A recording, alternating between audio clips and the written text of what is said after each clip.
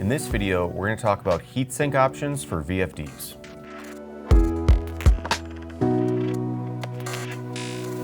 When a drive is operating, it can generate a lot of heat that has to be dissipated in order for it to function as designed and to increase its lifespan.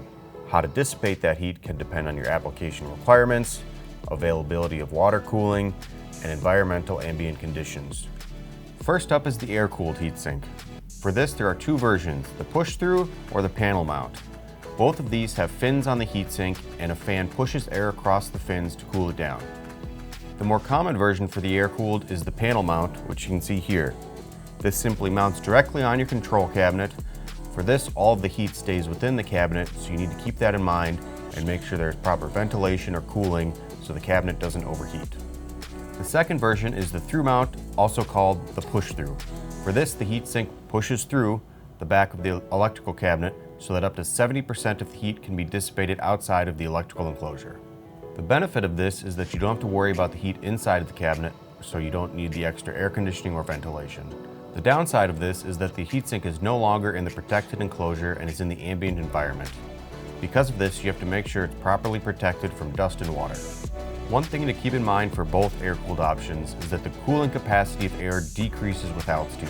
So for every 100 meters you're above 1,000 meters, the drive's continuous rating will decrease by 1%. Next up is the liquid-cooled option, which has enhanced heat dissipation, so it's a great fit for high power or high-speed applications where more heat is generated from the drive.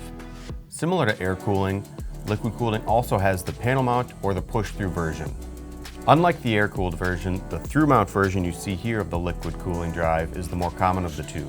This is because by using the through-mount version, you keep your liquid cooling outside the cabinet and away from your electronics. One additional benefit of the liquid-cooled drives is a much more stable drive heatsink temperature. The air-cooled drive is much more affected by the change of your ambient environment temperature. This more consistent temperature helps to increase the lifespan of the drive components. The bottom line is that the drive needs to dissipate the heat it generates. This can be done with air cooling or liquid cooling, but which one is the best fit for you depends on your application. For more information, contact us at KEB America.